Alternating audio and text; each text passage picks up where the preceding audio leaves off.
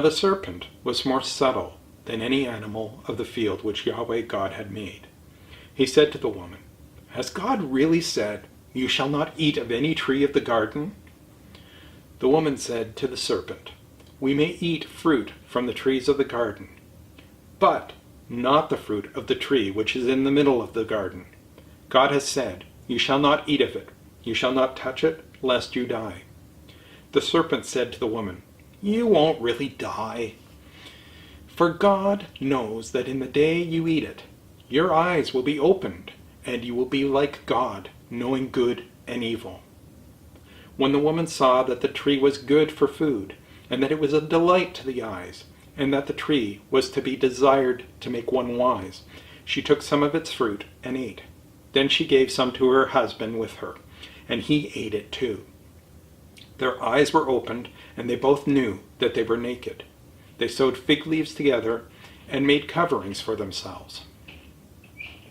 They heard Yahweh God's voice walking in the garden in the cool of the day, and the man and his wife hid themselves from the presence of Yahweh God among the trees of the garden.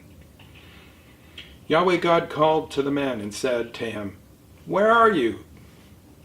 The man said, "I heard your voice in the garden, and I was afraid, because I was naked, so I hid myself." God said, "Who told you that you were naked? Have you eaten from the tree that I commanded you not to eat from?" The man said, "The woman whom you gave to be with me, she gave me fruit from the tree, and I ate it." Yahweh God said to the woman, "What have you done?" The woman said, "The serpent deceived me, and I ate."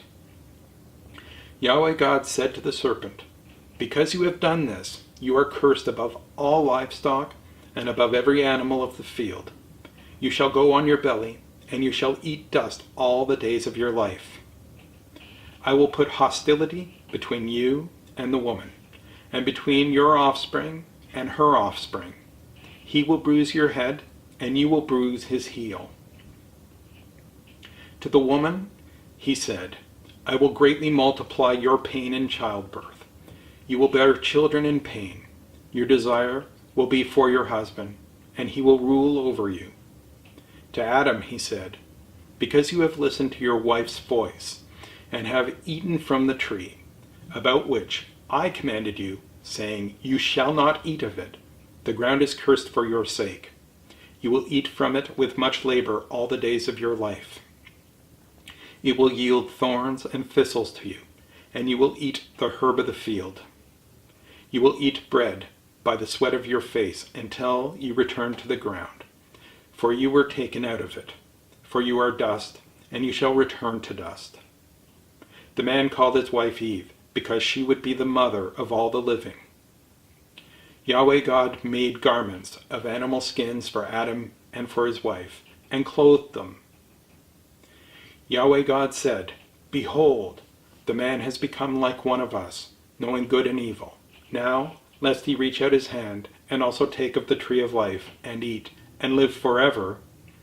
Therefore Yahweh God sent him out from the Garden of Eden to till the ground from which he was taken.